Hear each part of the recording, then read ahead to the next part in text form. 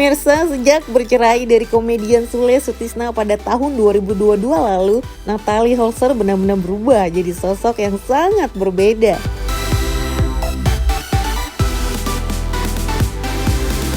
Yaps, Natalie yang dulunya kalem bah utih-utih yali-yalili kini berubah 180 derajat jadi sosok yang belak-belakan dan kocak. Malahan Natalie juga sering balas-balasin komentar julid emak-emak FB dengan kalimat sarkas yang bikin netizen ngakak. Gak sampai di situ aja, Natalie juga pamer barang-barang mewah miliknya demi membalas nyinyiran emak-emak FB. Musuh terbesar Natalie emak-emak FB. Please jangan damai dulu sama ibu-ibu FB. Semakin dihujat semakin dibuat kocak sama dia. Mungkin karena kegeraman aku sebenarnya. Jadi aku tuh ada aja lagi anteng, adem ayem, ada aja ibu, aku sebutnya ibu-ibu FB ya. Kenapa aku sebutnya ibu-ibu? Karena kebanyakan di itu komen-komentarnya tuh julid-julid semua gitu loh. Jadi aku sempat baca di tuh, duar pakai background gitu kan. Natalie Holzer gitu. Iya, astagfirullahaladzim ini. Oh ternyata si Natalie gini. Oh udah jadi bahan aku di situ gitu. Kalau sekarang jadi kocak gitu malah jadi lebih mirip Sule gak sih pemirsa? Lucunya nih, Gegara ngerasa lahir duluan Natalie Holzer dengan tegas ogah dimirip-miripin sama mantan mantunya Mahalini. Ya iya sih, Mahalini masih 25, sementara Natalie udah 32 tahun. Mirip Mahalini enggak. Mahalini yang mirip aku. Aku soalnya yang lahir duluan. Ya. Tapi emang bener nih Bun, gak mau dimiripin sama Mahalini. Apa maunya dimiripin sama Sule? Ini lagi rame nih. Jadi kan kalau aku live di TikTok itu kan ultinya itu suka dibikin bercanda gitu loh. Kakak mirip Mahalini. Sorry ya. Mahalini yang mirip aku karena aku yang lahir duluan.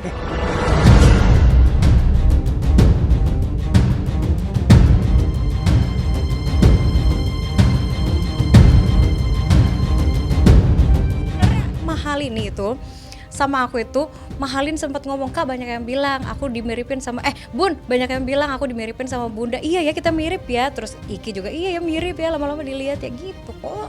Jadi pandangan dari netizennya aja, iya ini ibu-ibu emang rese ya.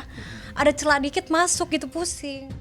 Sayangnya di tengah keseruan sosok Natalie yang lebih ceria dan kocak, ada aja oknum-oknum yang ngerusak mood ibu satu orang anak ini.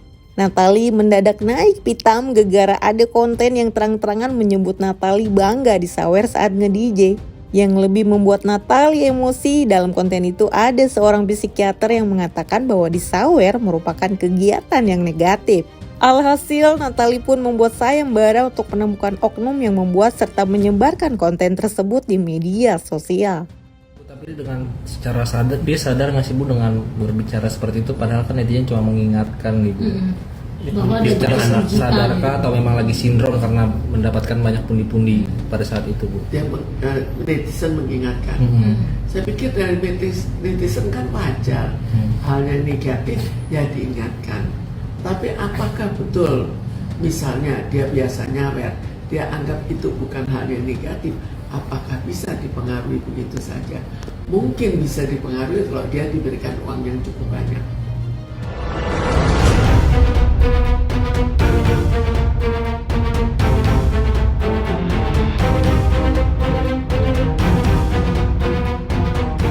Mau bikin berita itu yang bagus-bagus nggak apa-apa. Kalau mengenai aku juga nggak apa-apa. Tapi kalau misalkan udah bawa-bawa anak aku, itu aku pasti maju paling depan gitu. Begitu. Nah terus juga kenapa ditanyanya ke psikiater, nggak ada tujuannya saweran ke tanyanya bagaimana pendapat tentang Natalie yang disawer, tapi nanyanya ke psikiater gitu. Dan aku juga agak tersinggung juga sama ibu itu karena ibu itu bilang kalau kita kalau misalkan aku disawer berarti nanti ada menjurus ke arah apa bang? Ini apa tadi? Arah yang bisa di inilah, bisa dibungkus lah gitu. Kalau jadi pandangan dia tuh kita kalau disawer itu bisa dibungkus gitu loh. Jadi tendensinya kan negatif gitu ya ujungnya gitu.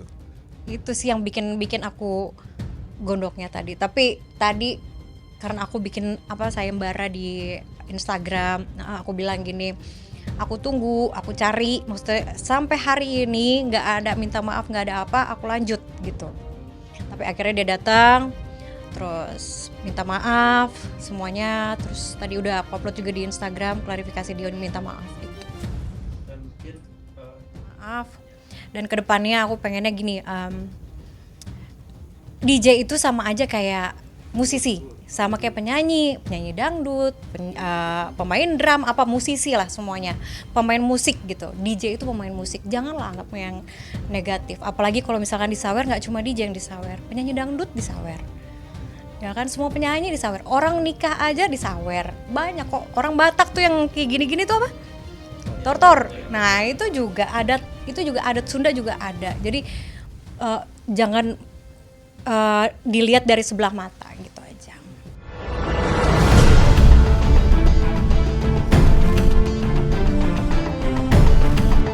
Mengetahui hal ini, Sule pun kabarnya memberi dukungan penuh untuk Natalie.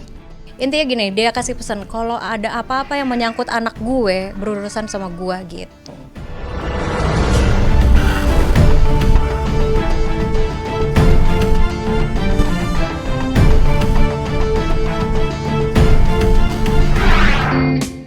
Cie masih saling support tuh Bunda Natalie sama Kang Sule. Jangan-jangan benar nih dugaan netizen kalau Natalie dan Sule lagi proses mau rujuk. Soalnya entah disengaja atau enggak, keduanya lagi sama-sama jomblo. Uhuy. Sebenarnya akrab, memang akrab. Cuma karena kan sebagian netizen banyak yang memandangnya tuh, oh ini nggak akur. Kalau sekarang sih udah akrab, udah jadi bestie banget. Apalagi kayak kasus yang tadi yang viral tadi itu, karena kan nggak cuma anak aku, itu anak dari Akang juga gitu. Jadi aku sempet curhat gitu, Kang ini gini. Ya pokoknya kalau ada apa-apa yang menyangkut dengan anak gue, kan ngomongnya gue loh, anak gue, pokoknya kasih tahu gue gitu. Kalau dibilang banyak yang doain rujuk, banyak banget. Begitupun juga di Akang juga banyak banget yang bilang ayo rujuk. Cuma kan kita kan nggak bisa memfilter itu kan. Ya udahlah, kita cuma bestie aja. Udah, yang jelas kita sama-sama untuk ngurus Azam aja.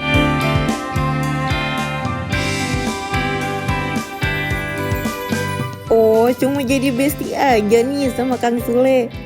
Terus kalau emang bukan Kang Sule yang jadi orang spesial di hati Natalie saat ini, kira-kira seperti apa sih kriteria pasangan hidup kamu nanti? Aku lagi sibuk cari uang, aku lagi sibuk memperkaya raya diri dan sibuk untuk membeli mall-mall Jakarta ini, sama sibuk membeli Jakarta ini gitu sih. Elah, nggak bohong. Kalau aku sebutnya sekarang takutnya salah sebut gitu, takutnya nanti beda gitu. Pokoknya yang penting orang itu pekerja keras, itu satu. Dan yang nomor satu lagi, sayang sama anak aku itu, dan perhatian juga sama aku. Kalau aku sih yang penting dia perhatian sama aku, pasti aku luluh, udah gitu aja.